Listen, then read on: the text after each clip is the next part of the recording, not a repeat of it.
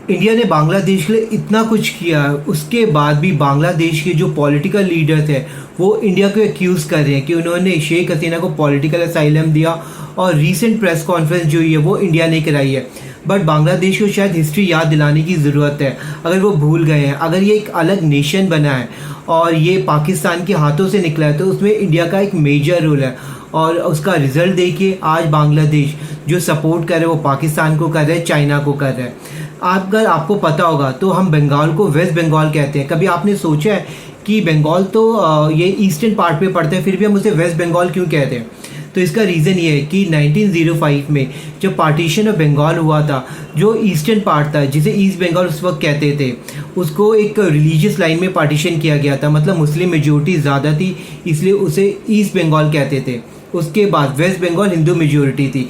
उसके बाद 1947 आता है, पार्टीशन होता है अगेन रिलीजियस लाइन में।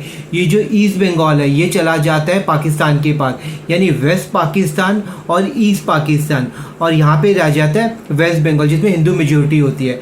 उसके बाद 1971 में जो ये मुजीबुर रहमान है, उनकी पॉलिटिकल पार्टी अवामी लीग को एक मैंडेट मिलता है, मेजोरिटी मिलती है। बट वेस्ट जो पाकिस्तान जो होता है वो इसे मानने से इनकार कर देता है, और यहाँ पे होती है इंडिया की एंट्री। हम इसको सपोर्ट करते हैं यहाँ पे ईस्ट पाकिस्तान को, और 1971 में एक अलग देश बन के निकलता है बांग्लादेश। तो बांग्लादेश को ये याद रखना चाहिए कि इंडिया ने कितना सपोर्ट किया है, और आज वो कर क्या रहे हैं, इंडिया के खिलाफ अपनी सॉइल का यूज़ कर रहे हैं और वहाँ से टेररिस्ट भेजे इंडिया में। उनको शर्म आनी चाहिए कि इंडिया ने उनके लिए इतना कुछ किया। अगर कल्चरल पॉइंट ऑफ व्यू से देखें तो बांग्लादेश एक तरीके का बंगाली, क्योंकि वहाँ पे जो लोग बोलते हैं वो बंगाली लैंग्वेज है। और वेस्ट पाकिस्तानी जो आज का पाकिस्तान है, उन्होंने उस पर इतना ह्यूमिलेशन किया है इस ईस्ट पाकिस्तान का, जिसे हम बांग्लादेश कह रहे हैं आज के टाइम पे।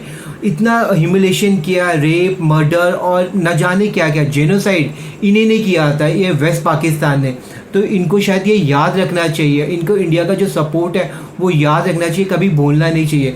अब जो अवामी लीग की प्राइम मिनिस्टर है शेख हसीना, उन्होंने भी अपने देश को डेवलप करने के लिए बहुत कुछ किया और आज उनकी लाइफ के पीछे है। अगर वो वापस जाती हैं तो चांसेस ये है कि उनको डेथ सेंटेंस दिया जाएगा। अब इंडिया इसके बारे में क्या सोच रहा है, या प्राइम मिनिस्टर जो है आउटस्टर प्राइम मिनिस्टर बांग्लादेश की शेख हसीना, उनका क्या डिसीजन रहेगा ये वही डिसाइड करेंगे। बट बांग्लादेश शुड रिमेंबर कि इंडिया का क्या कंट्रीब्यूशन रहा है, और ये जो फाउंडिंग मेंबर थे ये मुजीबुर रहमान और उनकी डॉटर, उन्होंने क्या क्या बांग्लादेश के लिए किया, उसको ध्यान में रखते हुए अपना फ्यूचर कोर्स ऑफ एक्शन तय कर।